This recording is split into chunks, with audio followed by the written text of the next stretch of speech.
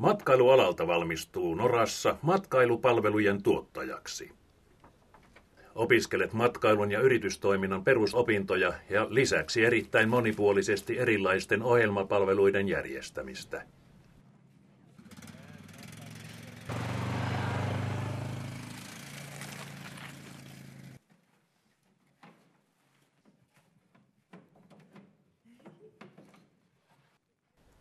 Suuntautumisvaihtoehtoja on 3.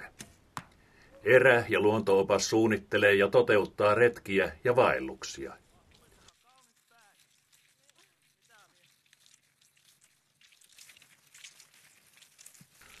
Vaellusratsastusopas huoltaa vaelluksella sekä asiakkaat että hevoset.